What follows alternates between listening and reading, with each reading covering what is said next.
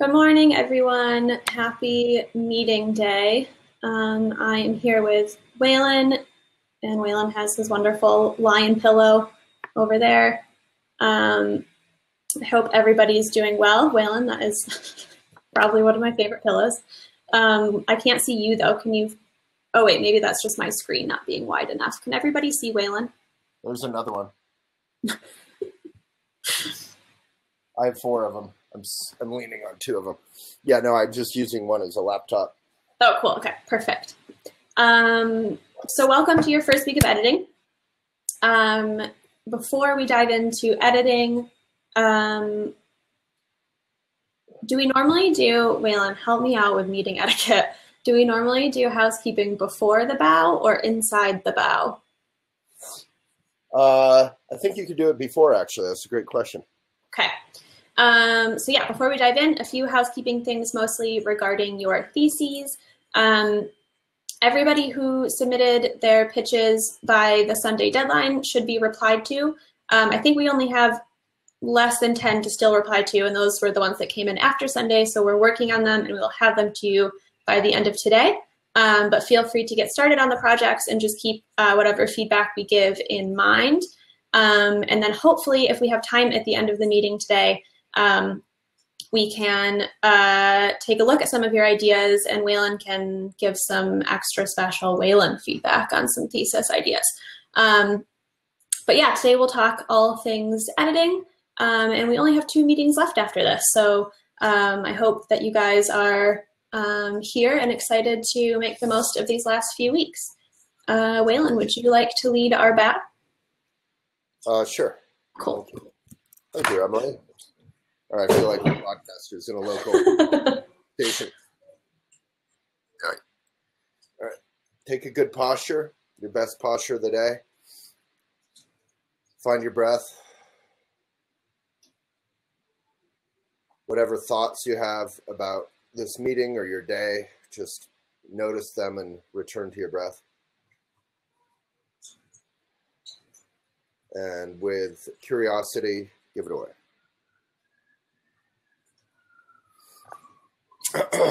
Okay, so I think this was 2 sessions ago now. We had one of our past Elephant editors, Toby, come on, and she gave a statement about editing that has since floored us, and we like to say it over and over again. So to start this meeting, I'm going to just read something that Toby wrote from her meeting that was answering the question, why do we edit? And I can put the text actually in the chat bar for you right after I read it, but these are just some things to kind of keep in mind throughout this meeting as we explore the editorial process. So this is from Toby. Why editing? What is the point if we don't want to be an editor? What is the relevance of editing beyond writing? One of the most valuable skills we can develop, in my opinion, is to speak or write about ourselves, to talk about what matters to us, to tell our stories in a succinct, engaging, streamlined manner. Succinct, streamlined, engaging. That is exactly what an editor does to a piece of writing. We make it succinct. We streamline and shape. We help it connect. So when we learn to edit ourselves, we can rock a job interview. We can talk about our art or our research to people who don't give a shit and make them care. We can tell our story effectively. If you're doing whatever you're doing for yourself and no one else, screw editing. The point of editing anything, the way I see it, is to take a piece of writing, art, story, resume, and render it accessible to the reader, the viewer, the audience. If you want to reach an audience, you must edit. That goes way beyond catching typos, so far beyond. What we try to do as editors, and what we want to teach you to do, is to take anything and make it connect. If that's not a valuable life skill, I don't know what is. So take a moment and let that one sink in. Waylon, do you have any commentary on that? I'll put it in the sidebar for you guys so you can see it too. But I love is, you know, it's the easiest way to become a good writer, but even beyond that, as she said, you know, I think in this academy, I ask people what the most important question in the world was. Did I do that? I think so. I often do. And editing is a way to accomplish the answer to the most important question in the world, which is how to get people to pay attention to what matters. Because if we pay attention to what matters, whether it's rape or war or inequality or plastic pollution or climate change or nuclear threat that is ever present, then we can bring a sunshine to it. Sunshine is the best, what is it? Disinfectant, and then we can fix it. So. Sorry, you have a bit of a delay for me, but I think it's all caught up. Yeah. Okay, so editing, I think big picture, editing is about connecting and about the things we care about, like Waylon just said. And when we normally think of editing, I kind of imagine everybody pictures somebody with a red pen and just circling words and underlining them, and that is a huge part of editing too. But I think that ignores the benefit of editing, because editing isn't just, here's everything you did wrong and here's what needs to change. It's, here's how we can shape this in a way that reaches as many people as possible. So I think that's what, when you guys either are editing or are being edited, that's something that you want to keep in mind as the big picture, is that it's not to knock anybody down. It's not to knock yourself down. It's not to, be critical for the sake of being critical. It's to make something the best that it can be. And I think that requires skills, a lot of skills beyond being able to catch typos, as Toby mentioned in her letter as well. And Waylon, you worked in publishing after college. Is that true? I think that's true. I didn't edit, but I worked with amazing editors, and Maxwell Perkins, who I don't think we're going to talk about too much today, but was everyone's idol as an example of an editor who could help sort of midwife people's incredibly disorganized, sort of neurotic brilliance in a way that actually connected and could change the world.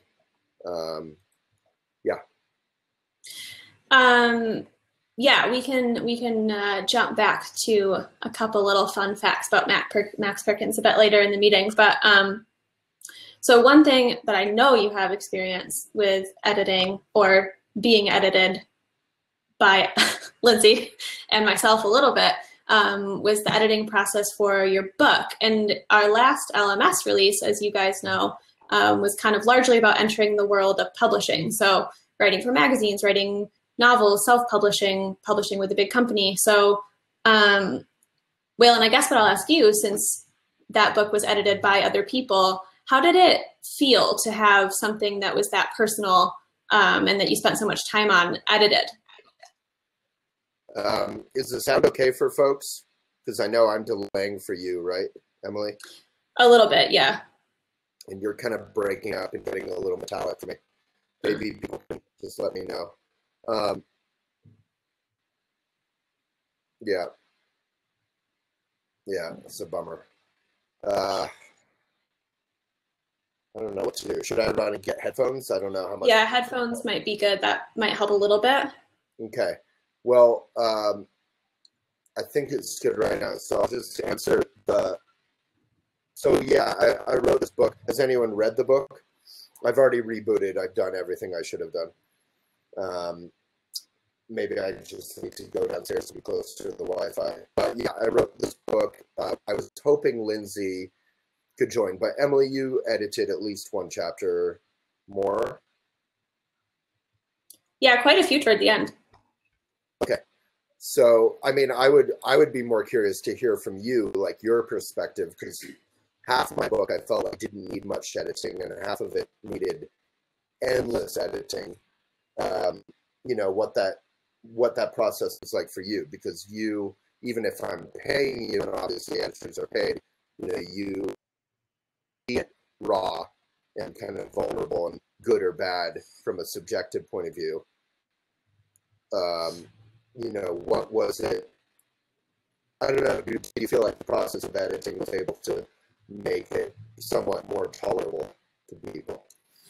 Yeah, well, that was actually an interesting process because, as I think you guys know, I think we've mentioned this before, Whalen had serialized most of the chapters on Elephant, or all of them perhaps, before it was published. So there was kind of a part of me that wondered how much it needed to be edited because it had done so well on the site. But it was an interesting process trying to piece it all together into one like cohesive book. So if you haven't read it, it has individual chapters that work on their own, hence they were published as individual articles on the website. But the book puts them all together. So I didn't edit the entire thing. Lindsay worked with Whalen on the majority of it, but toward the end, I think my experience was kind of the challenge of working like kind of like a funnel. So we first you start with like the big picture. So what order are we putting these in? Does this make sense coming after this chapter? Should this chapter go first? And then you get into the individual chapters. And first you kind of think about like, how does this flow as a chapter? Is this too repetitive? Can this be moved up to the first paragraph so that it's more catching? And then from there, you go into that first paragraph and you pick apart the sentences. And does this sentence make sense? Do I have too many, what's Whalen's favorite punctuation mark, the M dash? Do I have too many M dashes in this sentence? And then once you kind of get the structure worked out, then you get down into the words. And I specifically remember Whalen and I, nitpicking over like just, I don't remember what word it was, but you get to a point where you do get down to those individual words and which one is better, which one is the most poignant, which one conveys what I'm trying to say here the best. And I think it was a unique experience also because I was sitting next to Whalen while I was doing most of this. There was a lot more feedback than I imagine is typical for an editing process like that. I think if you weren't self-publishing, it would probably be more of, here's the whole thing with all of my feedback. And then you would come back and say, okay, well, here's my feedback on your feedback. But we were able to have a real conversation about it, which I quite enjoyed because one of the big pieces of editing is retaining the author's voice. So it was really helpful to have Whalen there because I might interpret a sentence completely differently than he was meaning to say it. So it was great to be able to have that back and forth so that we could work together to figure out, what was the best way to say this. If it wasn't making sense to me, it might not make sense to the reader either. So then, we could figure out how to say it in a way that was more universal or more accessible. You're muted.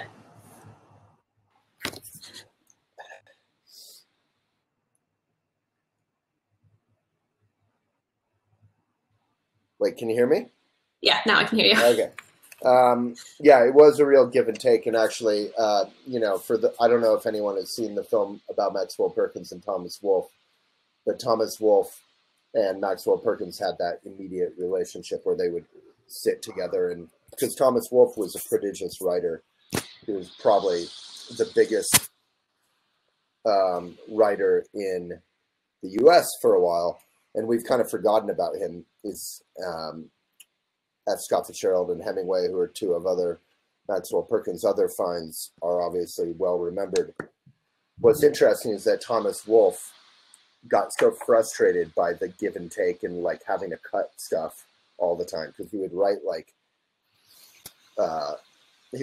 9,000 pages before you would like finally edit him down. You'd turn around and he'd have written like 9,000 more pages. All of which were kind of brilliant but hard to understand and beautiful. And so Thomas Wolfe left Maxwell Perkins for other editors because he got so frustrated. And after his first two books being great American novels, he was basically never heard from again because he didn't have that editor, that Maxwell Perkins, working with him sentence by sentence to cut and to simplify. So, but again, coming back to what Toby was saying, editing isn't just some sort of like old-fashioned thing where you're like wearing a nice wool suit and you're a bunch of white guys smoking, it's something right now that can help you, whatever your current career is or your future career, whatever you're trying to invest in or empower, how to connect. So what would you say, do you think that it's typical, was Maxwell Perkins' kind of MO, was that typical of editors? Do you expect that the editor is going to be that caring, or was he a rarity? Well, I think both. I think that was much more typical back in the day, and it still is. I think a lot of editors that, when I was at Shambhala Publications, a lot of the editors spent a lot of time with their writers going over the piece. Obviously, something like Things, which I wrote, which is sort of half poetic and half, so it's like, as you said, there was a lot up for misinterpretation if it was just you on your own in a separate office. Is more time intensive than, say, a book that's a series of essays about the history of Iran, where, you know, you have facts and you have very simple, clear writing.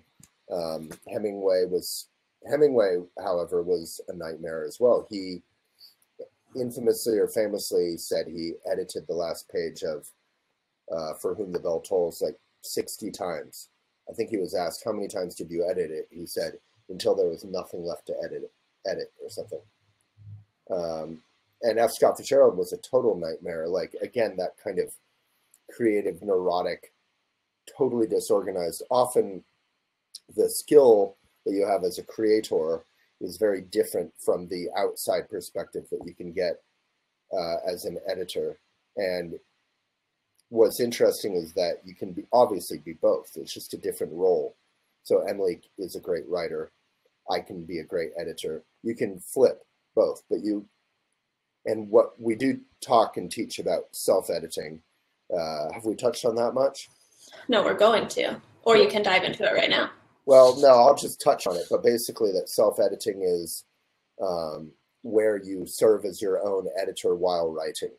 And I think there's a real knock on editing that it's sort of like censorship light.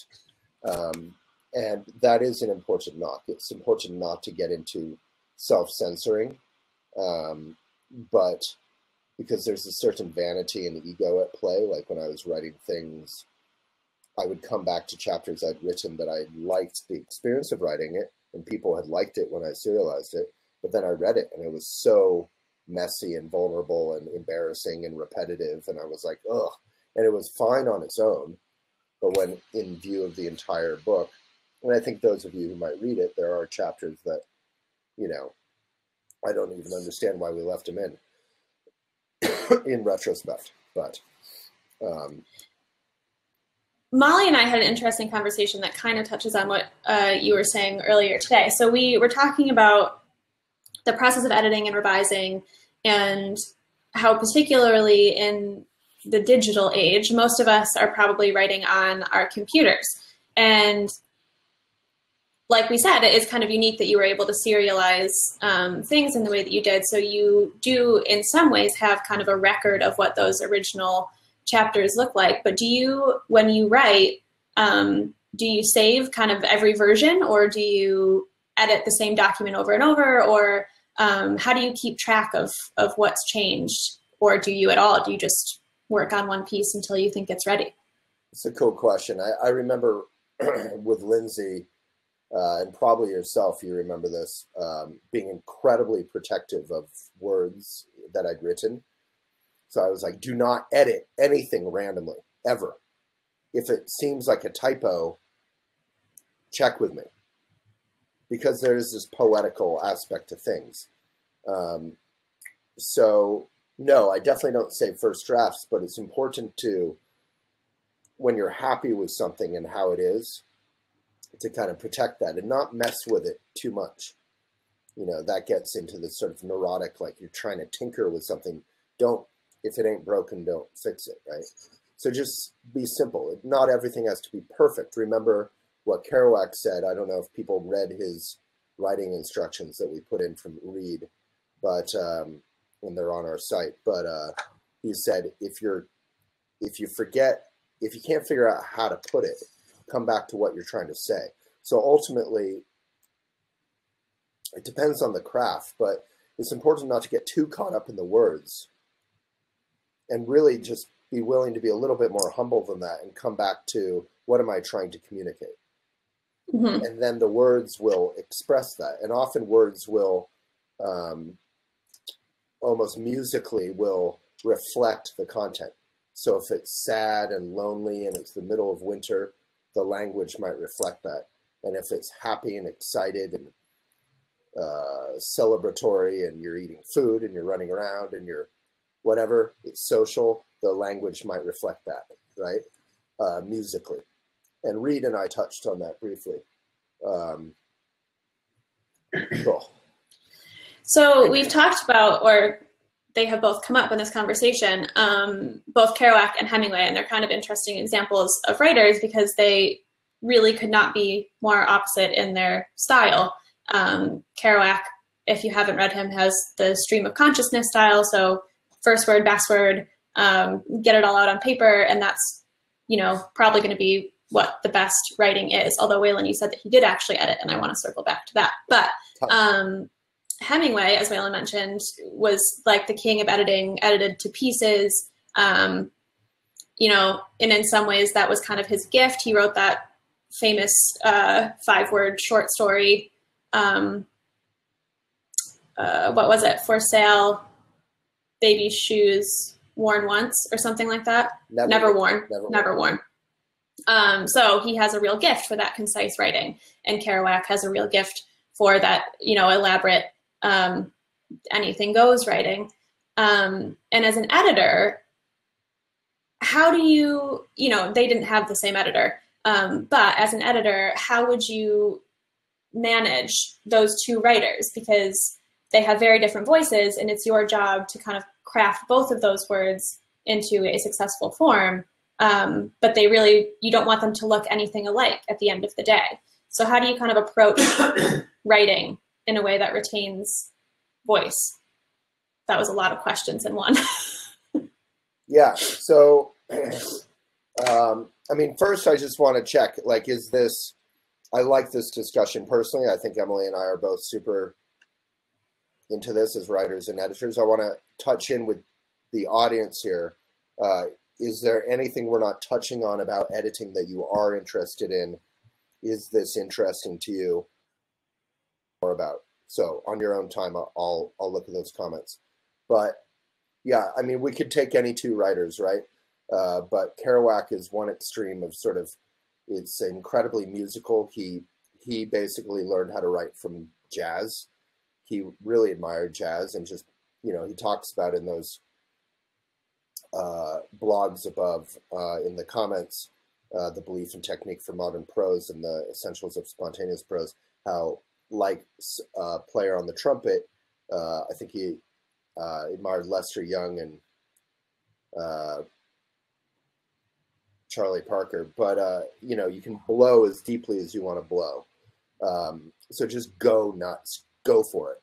And there was a real emotional, very direct sense of who Kerouac was in his writing. And, there's a really strong connection reading him. Some people obviously don't like him, and I think his style can be off-putting, anyone's style. So we could go over 18 different authors, right? But Hemingway's style was sort of macho and tough. It was almost the equivalent of being a strong silent type, right? He wanted to be as kind of self-contained and as almost journalistic as possible. And both are total extremes. So what was the question about how to edit those styles while still having their voice come through? Yeah, and Marjorie just asked a similar question. How do you edit someone else's work without imposing your voice? So I guess that's slightly different, but, say you're an editor approaching Kerouac and approaching Hemingway, what do you do so they don't wind up looking the same? Yeah, well, it's actually kind of easy in a funny way, but it probably takes a long time to get there. You don't really have any desire to impose your voice. The only thing you have a desire for is to make sure that it's connecting. and you want, it's almost the opposite of imposing your voice. You just want to take off the stuff that's kind of in the way. And in Kerouac's case, or Thomas Wolfe or someone like that, those voices might have too much brilliance. You know, they're almost like manic in a way. And in Hemingway's case, it's probably following the desire of the writer. It's just keeping it simple and keeping it focused and keeping it harnessed to the story in that tone. So you find their voice in a very simple way. Like everyone knows, you know, if you think of your best friend, you know what they're like, you know what they dress like, what they talk like, what you generally have a sense of who they are and their fundamental character and how they'll react to things. And that's a sense you get very quickly from a writer if they're writing at all genuinely. And if they're not writing genuinely, what happens is you start hacking away at it. And then eventually you realize what they're trying to say. And then you start kind of editing to that. And that obviously evolves. You know, you keep an open mind. There's a really cool, I just watched Casablanca last night with my mom. I'm super sick right now in case people haven't gathered. And luckily you can't get sick from me.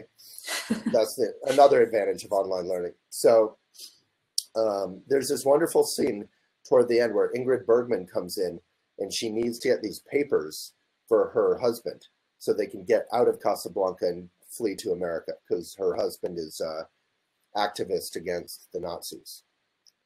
And Humphrey Bogart, who's her old boyfriend and lover, has those papers that she can use to get out of the country. And first she like begs for them. Then she offers money for them. Then she tries to seduce him. Then she yells at him. Then she threatens him. And finally she just kind of gives up and it just talks to him like they were old lovers. And at that point he like, here you go. You know, anything I can do. And from then on, well, now I've ruined the movie for you. But I think similarly as an editor, you look at a writer's voice and you'll see them trying to be Maya Angelou, trying to be Alice Walker, trying to be Emily Dickinson, trying to be Anais Nin, trying to be some hotshot modern writer, trying to be Hemingway, you know, and then eventually you kind of, or maybe they're just like, they don't know how to tell a story and their voice is going all over the place. When I was young, I definitely adopted people's voices for a while and kind of tried them on like a hat and then tossed them off and kind of grew out of it. And I think eventually as an editor, you get very good at finding their voice and editing to that. Mm-hmm. Yeah, and I think kind of building on what you were saying earlier about the story will generally reflect the language and vice versa. So you might be able to, as an editor, say, this, you know, I see what you're trying to say here, but how you're saying it isn't quite working. I think the story might be better expressed. Well, probably, you know, like Waylon just said, you need to just say it. So if you're trying too hard to stylize your writing or to make something fit, then the editor will recognize that. Your reader will recognize that.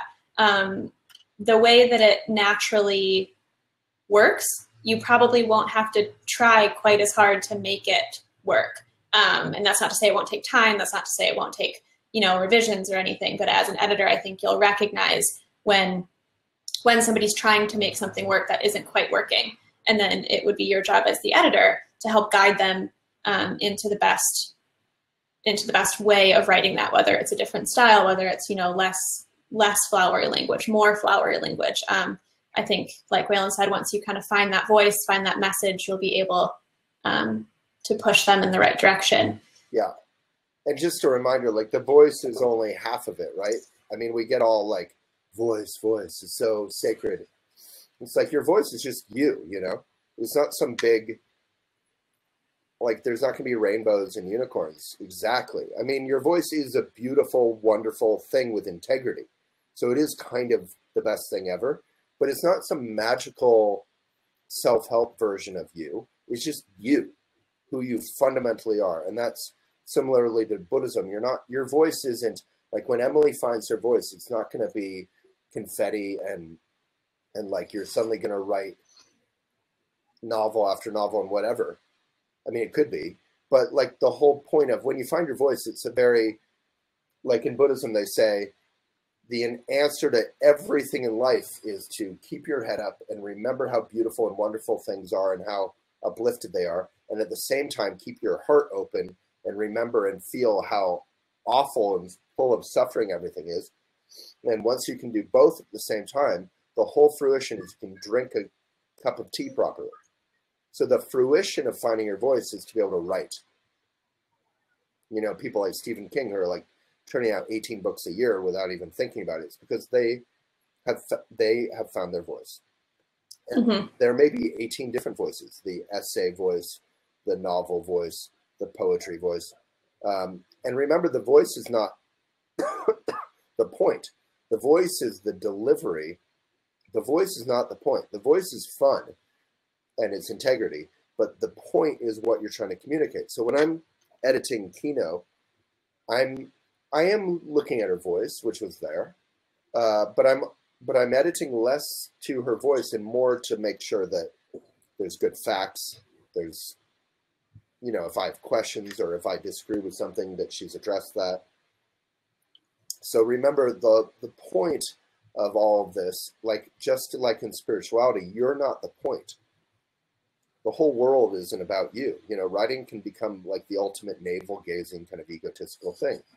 And there's nothing wrong with you too. This isn't like, you know, I didn't go to Catholic school, but there's nothing wrong with you. You're a wonderful, basically fundamentally good human being. But the point of finding your voice is so that you can help this world, not so that you can be some fantastic guy and wear scarves and fedoras. Okay, I want to touch on Jennifer's question, but I want to come back to it in a minute because what I would like to dive into a bit is editing technique. So I'm wondering, Waylon, if you could kind of walk us through if you are an editor sitting down for the very first time, you've never edited anything before, you don't consider yourself an editor, you don't have your editor's hat on, what do you do the very first time you sit down to edit, and then how do you work your way up into the type of editing that somebody like Maxwell Perkins would do? Well, that's a great question. So basically, you just, like as an elephant editor will, you'll have an article, you'll have a bio, you'll have a bio photo, you'll have a title. Whether you're editing a book or an essay or whatever, you basically have those components. You have a title, you have an article, you have, or, you know, a body of text, which whether it's poetry or novel or whatever. So just my advice is to read it first completely. Don't edit anything, which you'll want to. You have this like speedy trigger finger. You're like, I have to edit that typo. But just forget about it. And if there's, because you kind of don't want to get the editor's point of view going. The editor's point of view is prajna in Buddhism, or discriminating awareness, is looking at something with an open mind, but a critical open mind, right? So it's sort of like, I don't know, in fashion or something, some fashion person might look at someone's outfit or the fashions with an open mind, but critically, you know, so they're kind of like looking. That's sort of an editor's point of view. And so you just read it, because it's so important to just feel what works and what doesn't, and to understand what you're then going to edit. You know, you can't really, it's a very sort of, patriarchy gets a bad rap these days, but it's a very, and so I'm going to just keep doing that. It's a very patriarchal kind of thing to think you can go in and edit something before reading it. Reading is listening, so you're getting to know what it is. So get to know what it is, and then get the red pen, the scalpel out. And, you know, obviously typos and blah, blah, blah, you can correct. Those are simple.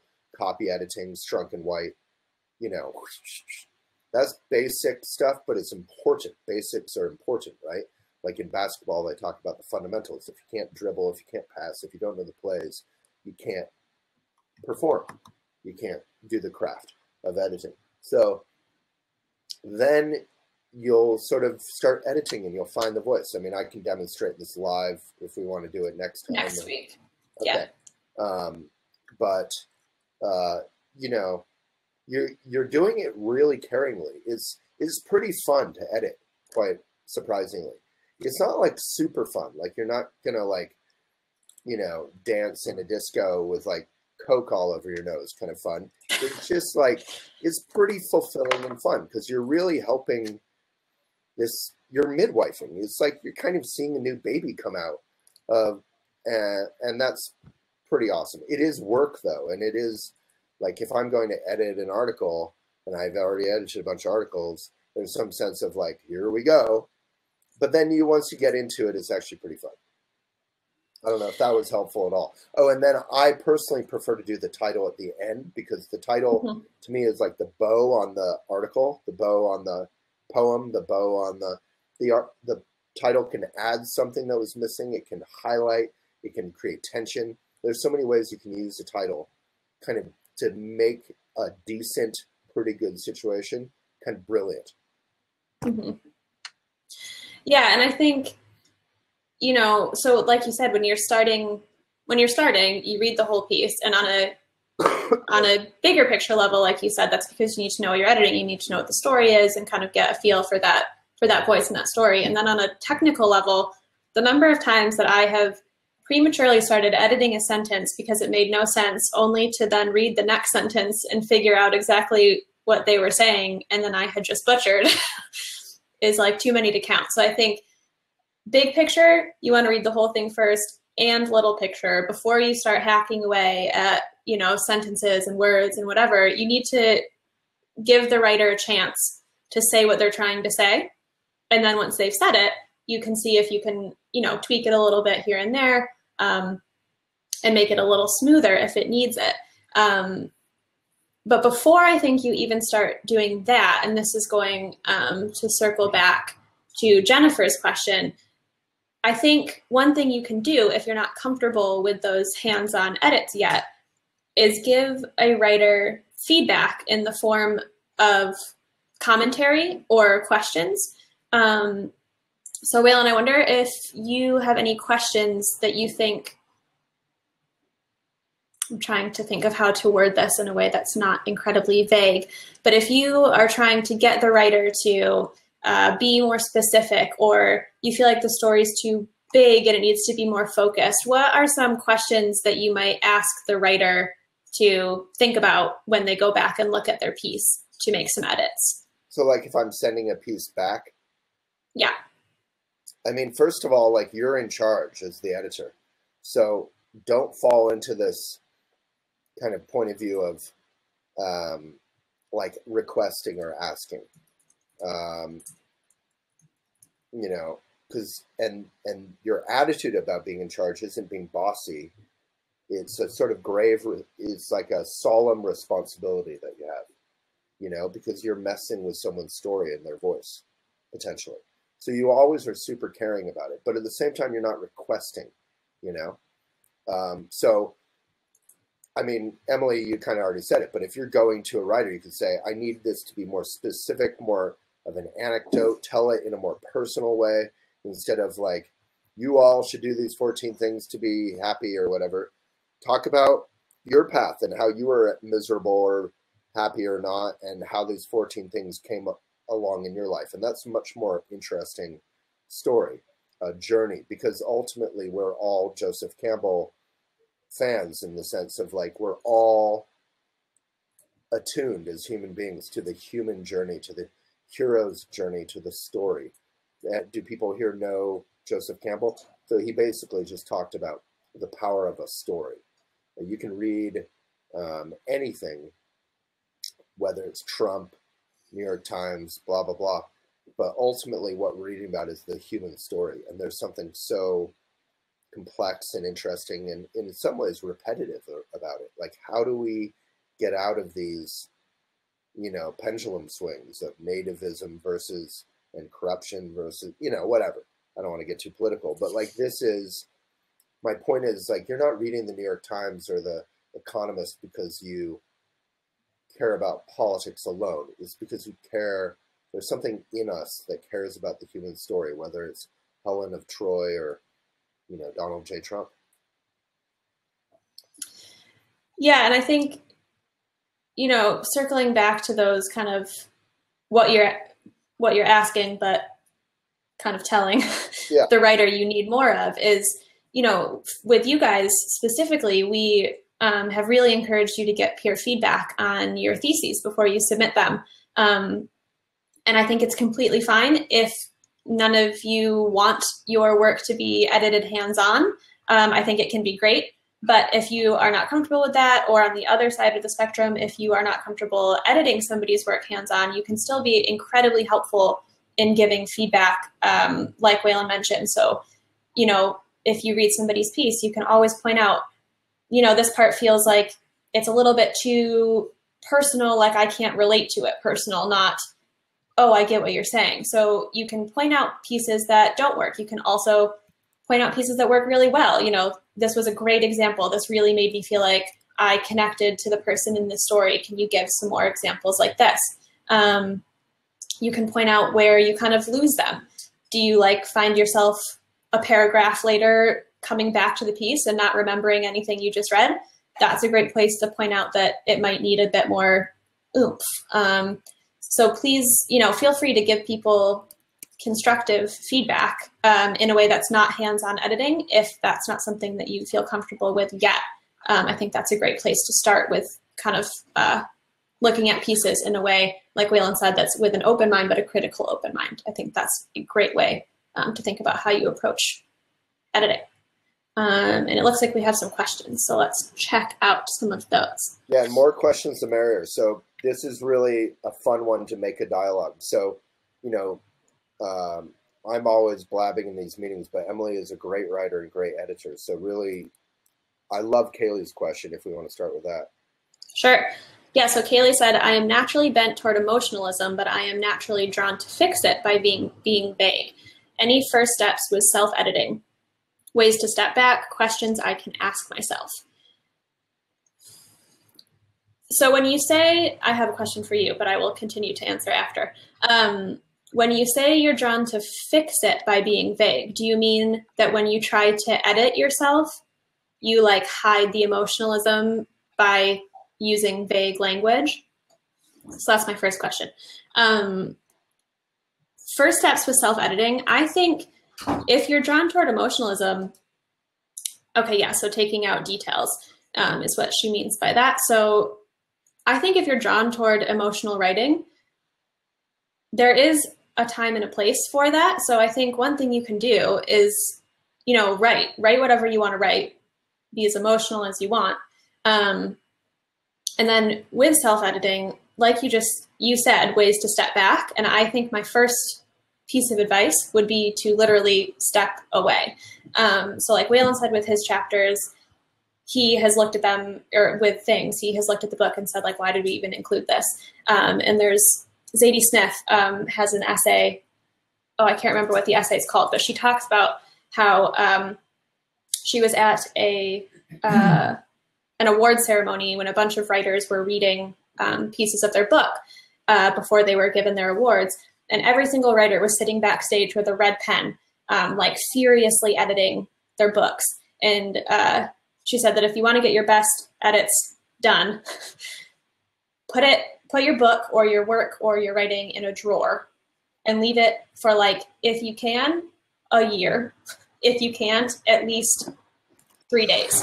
Because when you step away from something, when you physically step away, when you get it out of your head, when you stop thinking about it as something that you just wrote and you just spent so much time on, you just got down on paper, you will be so surprised and sometimes horrified at the things that you then see in the writing that you didn't see before. So I think literally stepping away and giving your pieces as much time as you can is great. And probably one of the most helpful things that you can do to come at it objectively if you're editing yourself. And then in terms of kind of fixing it by taking out details and making it vague, I think a different way to look at that is instead of making it more vague, try and connect that experience to other people. So you're not necessarily like changing the story so that it fits another person's situation, but saying, okay, this was my experience and this is how I felt about it. What are these emotions? Do they relate to other situations? Can how I worked through this be helpful to somebody else? So you can take all those emotions, you can leave that piece of it in the article, because I think that will be a part that really connects. But instead of just focusing it on you and your emotions, trying to expand that in a way that reaches people who may not have had the exact same experience as you, but may have had those same emotions. And, you know, we don't want every article to be a how-to article, but one piece of advice that I often give is, if you're writing about an emotional experience, that's all well and good. But the most beneficial thing, I think, for most readers is hearing kind of what came next. So are you still working through it? It's fine if you are. You don't have to be over every issue that you've ever had. But, you know, the experience is one thing. What you learn from it, what the reader can learn from it, what it says about society, what it says about, you know, politics, something like that can be a really helpful way to take a personal experience and kind of zoom it out so that other people can relate to it as well. And I think I have talked that was great. a lot about that. But yeah, Kaylee, I hope that helped a little bit. But yeah, don't ever think that you need to like totally blanket that emotionalism and hide your story. You just need to figure out how to make it your story that benefits somebody else. And if it is just your story, like I said, there's a time and a place for that. You can write your heart out in a journal or on your computer if you just need to get it out on paper, and that's fine. And not every story needs to be published or, you know, is publishable, and that's also fine. You don't have to write for other people. You can write strictly for yourself if you want. It's just a different type of writing. What else is happening over here? Heidi. I have a hard time with it being therapeutic writing. How can I be raw and vulnerable and open, but not depend on the reader to give me validation? That's an interesting question.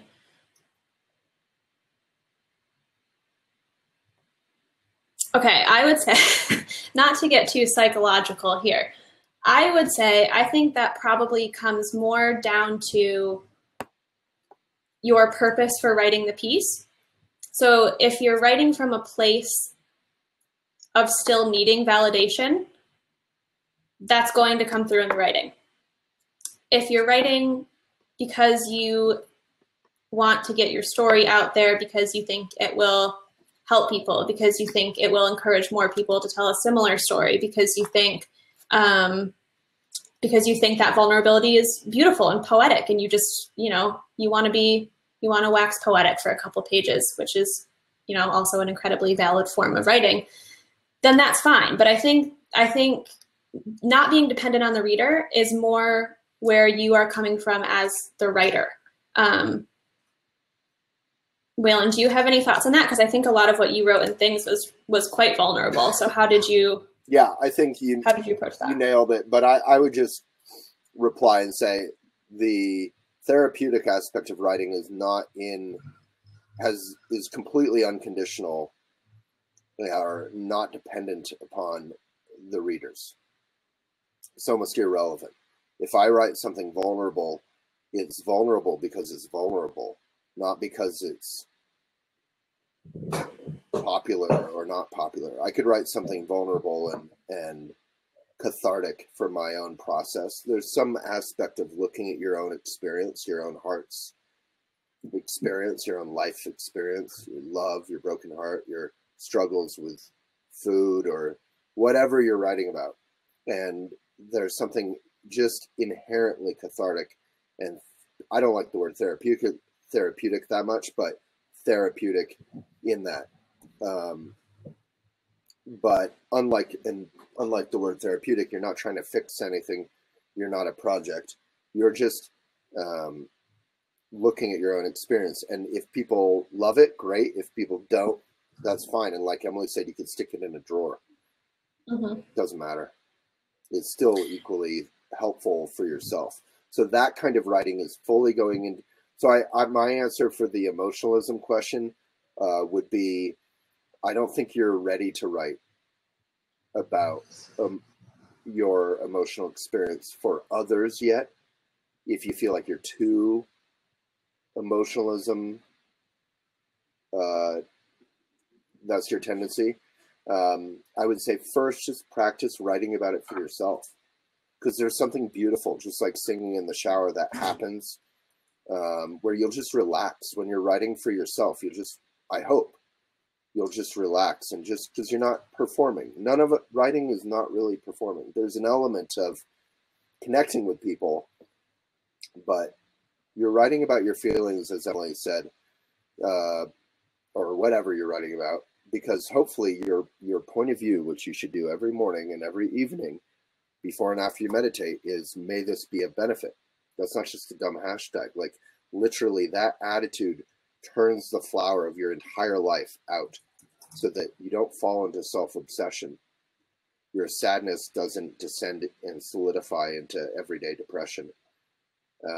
Everything you do, there's this sort of lightness and beauty to it, because no matter how hard things are, how confusing things are, you're trying to use that as fuel to figure out how to be of benefit. Mm-hmm. Okay, I'm going to take one more question from over here, and then I do want to touch on self-editing, which I actually think will answer a couple other questions over here. But Ruth asked, is it common practice to get feedback on your submissions? I work with an online publication and I submit pieces and never see them until they're posted. When they are, they always say editing team on the byline. Is this normal? Wait, where's that question? Oh, I see. It's up a bit, yeah. Well, wait, so your byline is there, but below that it says editing team? I'm confused. Do they not credit you? I'm confused. I think the editing team might just be referring to like this kind of what we would call the sign off. Right. I mean, sometimes like people will pay you to write in the voice. Oh. In the voice. No, she said. Yeah, I mean, that's not normal, but there's lots of different normals. Totally, some people will, like, all that charming writing you read in the beginning of magazines, like Yoga Journal or GQ or Esquire or whatever, Oprah. None of that has usually, actually sometimes, but the little paragraphs like do blah blah blah, none of that has bylines usually. It's just the voice of the magazine. So people, if they're paying you that and that's up front, that's totally fine. Editing team is a weird byline. Like, I would think they would just not have any byline, or they would. That's an odd person to have written it, editing team, but it's definitely not unheard of. Yeah, I think it's kind of what you're comfortable with. That would be my advice. Yeah. Like, if you're doing it for free just for exposure, that's totally weird and unprofessional. Sorry, Emily, I interrupted. I'm not very.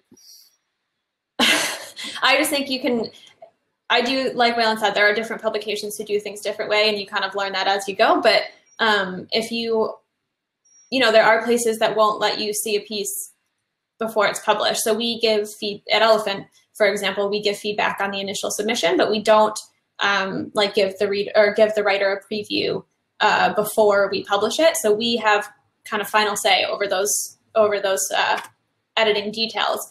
And occasionally we'll, get some feedback that's like, oh, I really don't like this title. It's not what I want this piece packaged, like blah, blah, blah. And sometimes we take that into account. Sometimes we change it. But one thing to kind of come back to what Waylon was saying before, that as an editor, you're not really asking permission, because hopefully you're an experienced editor, you're a knowledgeable editor, and any changes that you made are for the betterment of the piece, and that's what will help it get the exposure that the writer might not have that kind of context and experience with. So yeah, it's different from publication to publication. And I think as you continue to write or as you continue to edit, you can figure out what works best with your style and with the styles of the writers you may be working with. So to touch on a bit of self-editing, we kind of did that with Kaylee's question, but self-editing is kind of a different beast because you have to find that objectivity yourself and look at your own work with that critical open mind. And I have a few things that I do. Waylon, do you have anything that you would like to say about how you kind of self-edit, what that process is like for you? You can go first. Okay. Well, I have to make one admission before I say this. I never, ever read something that I have published after it's published. And I think that's primarily because I tend to over-edit, or overthink is probably the better word. So I will always find something that I wish I had changed that I didn't change. So I tend to just like let a piece go and do its thing once it's published. But before that, when I'm writing my own work, Rachel, this kind of comes back to your question. You said you find yourself editing. Yeah, exactly, Janine, like an actor who never watches their own movies. Rachel was saying, I find myself editing as I go. I try really hard not to do that. So I will just write a whole piece. I kind of write it.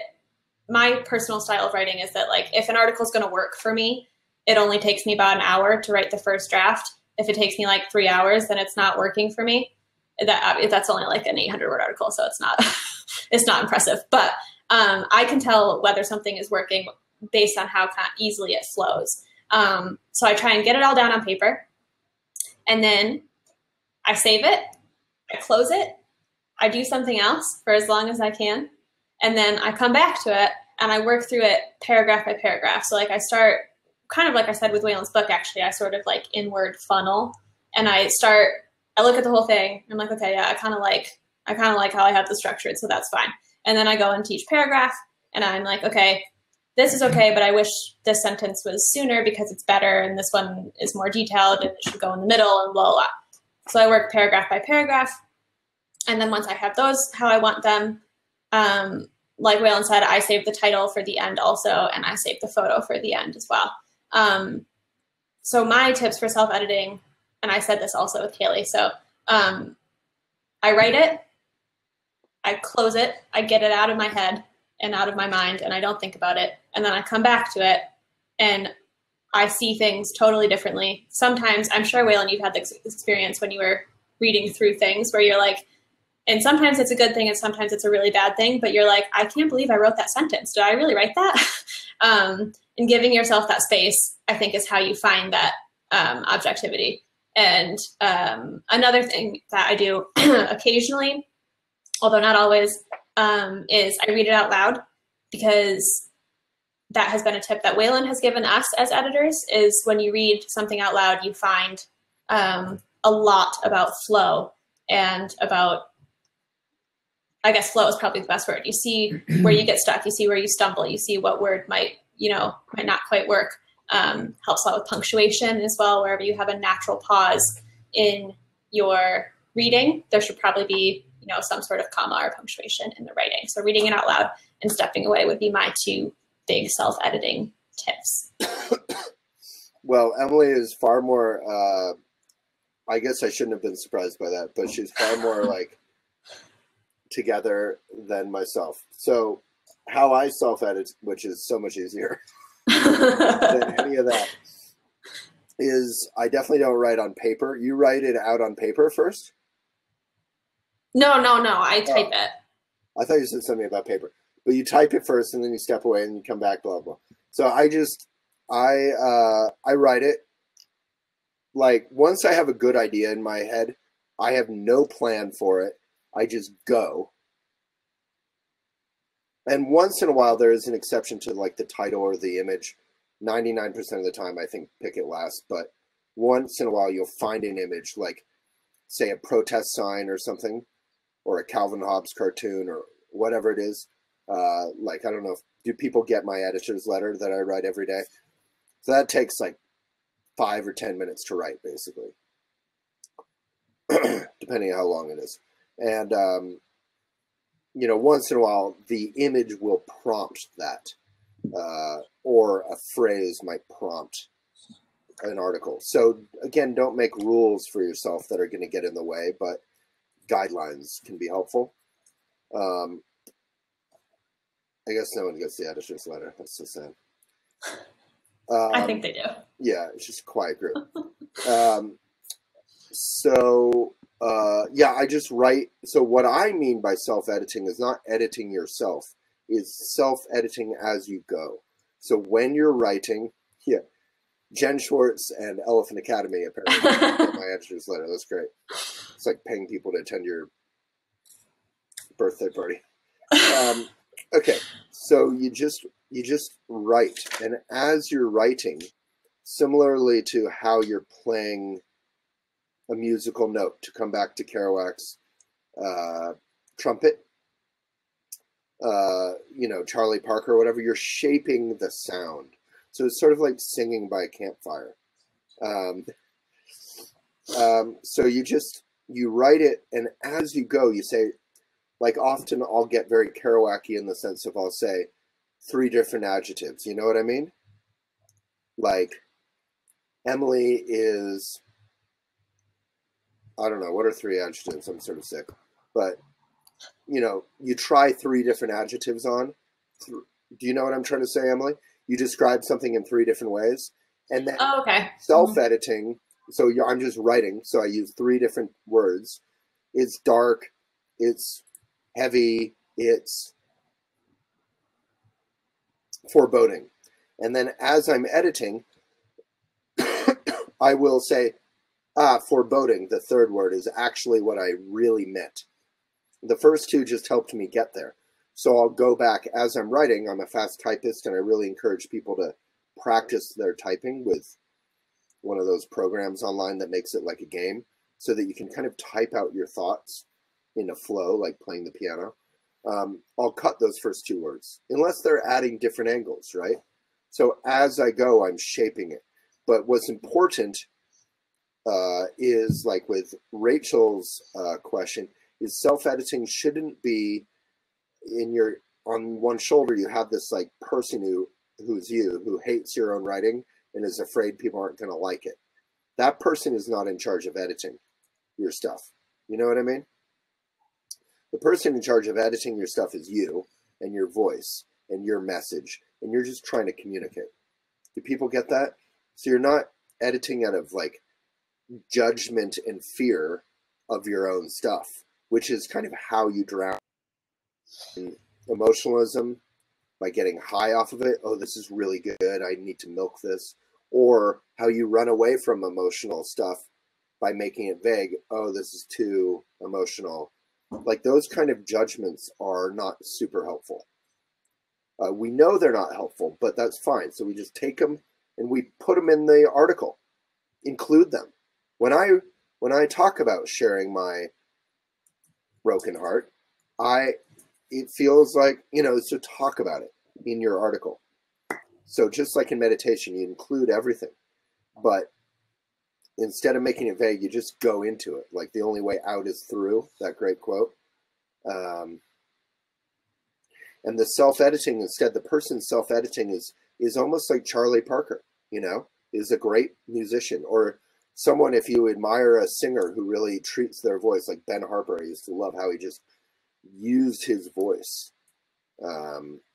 Or Adele or something, whoever you like, someone who can shape their voice even as they're singing. And that's the self-editor. You're shaping I'm trying to talk about equal rights or something. So how does it feel to this person? And I'm trying to get a word that evokes that. That's why your voice, your words, your self-editing are important, because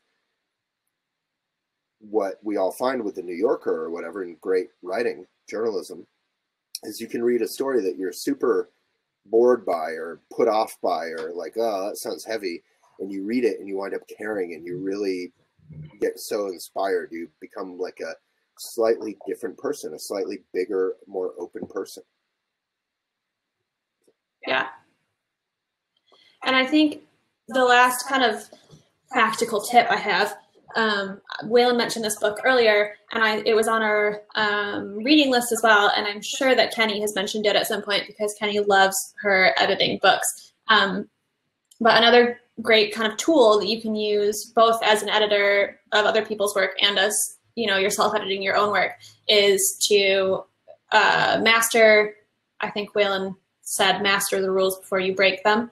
And Strunk and White, it's called The Elements of Style by Strunk and White. And that is pretty much like the capital T, capital B, the book that is in most writing courses that is used to follow grammar rules and style guidelines. And it was, interestingly, so E.B. White, as I'm sure some of you know, wrote like Stuart Little and Charlotte's Web, and then he also wrote or edited this book that was originally written by his college professor, but it's like the super practical, like, writing tips that you probably never would have thought that the person who wrote these like beautiful creative children's stories wrote.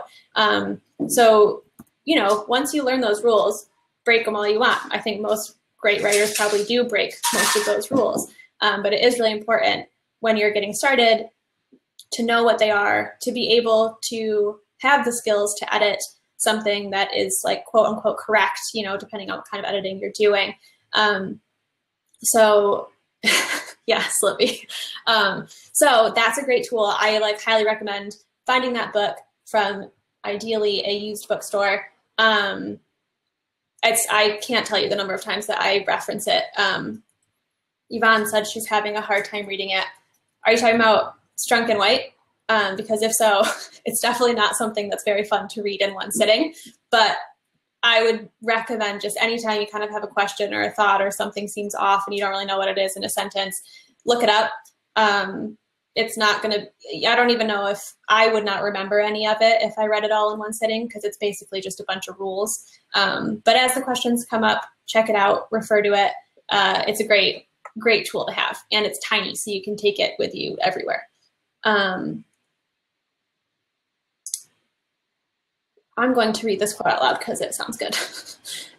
It is an old observation that the best writers sometimes disregard the rules of rhetoric. When they do so, however, the reader will usually find in the sentence some compensating merit attained at the cost of the violation. Yeah, so I think, there's breaking rules, and then there's kind of just not knowing what you're doing and trying to wing it. And sometimes that might work, but I think probably if you are hoping to go into any sort of career field that requires writing and editing skills, you will want to know these rules. And they become second nature. You kind of see them, you don't even realize that you're making these corrections, but you just do it as second nature. And coming back to reading things out loud, these are the type of things that you'll pick up when you read something out loud. Even if you don't know what it is, like I said, you might stumble on something and say, like, I don't know if that should be an ellipses or something. That doesn't seem quite right. And then you just look up ellipses in the back of that book, and it'll take you to a whole description of it with examples and everything. So those are the skills that you will develop over time. Yeah, I mean, it's basically like, to boil it down, if you read through Elements of Style, and like Emily said, you're not reading it like a book, you're using it as a reference. And also, don't be afraid of boring, not to be too Buddhisty or whatever, but boring is just the feeling of our speediness from our phones and our Netflix and our entertainment and our running around and our being busy, suddenly doing one thing. And that can feel really uncomfortable. That's hot boredom. So you just relax, take a deep breath into that stressful, boring feeling, and just, use it as a reference point. So once you get Elements of Style down, then you can literally toss it aside and have fun. So to motivate you, once you get through and kind of use and reference Elements of Style, you'll be able to do everything properly. It's like the rules of the game, like in basketball, and then you can have fun. Then you can have tricky passes or whatever you want. Yeah. So I think we're just about running up on our meeting time here. Waylon, do you have any final words of editing wisdom you want to impart? I don't know. I mean, I like that boring point because all of editing on some level does sound boring. But if you want to be able to connect with others, again, which is something that we have to do, whatever our career is, whether it's in a meeting or as a yoga teacher or whatever, we need to be able to find out how to connect. And if we can find out not only how to connect, which is marketing, but who we are and what the point is, which is to be a benefit and finding our voice, then we have this really harmonious cycle that is completely goodness generating, right? You have your voice, you have your mission, and you have an ability to connect. If you have those three things, we could actually, there's nothing we couldn't do to be of benefit to this world. Voice, mission, and ability to connect. So I think if we could boil down this kind of massive discussion that we've had today on editing, we could probably put it all into those three categories. And I think one thing that you may have recognized in today's meeting is that there's a lot of back and forth between the work that you do as a writer and the work that you do as an editor. And I think all three of those things could equally as easily really relate to writing as they could editing. So recognizing voice, identifying mission, and having the ability to make it all connect. I think those are some pretty valuable things to take away when you're looking at your work or somebody else's work. And next week, we will actually go through some edits with Waylon live, so you can kind of see what some of these little techniques, more technical techniques that we've talked about at the end, you can see what those look like in person and with actual words, rather than Waylon and I just getting all nerdy and theoretical up here. And can we edit some of the apprentices' writing? We could, yeah. We could ask for a couple brave souls who want to have their work edited live. That would make it more interesting for you. Yeah, we can definitely do that. Cool. All right, well, final reminder, I don't actually think I mentioned the date when I was doing my housekeeping at the beginning of the meeting, but like I said, we're finishing up the last few pitches that have come in, and your theses are due on April 22nd, and I can't wait to read them. You guys have some amazing ideas, and I really look forward to seeing how you make them all happen. And I hope that these next few editing meetings will help give you guys exactly, Jen or Molly stole my thought, use your peer editors. So I hope that you take some of these tips and help each other out, get the piece to the best place that it can be before you submit it to our editors. And I think that's about it. Wonderful job. Waylon, would you like to take this out? Everyone give Emily some love. I loved hearing from you more. And let's take best posture you've had all day, almost an extremely good posture. And then relax it so it's not rigid. Breathe into it and relax, relax, and give it away. All right. Thank you all. Bye, guys.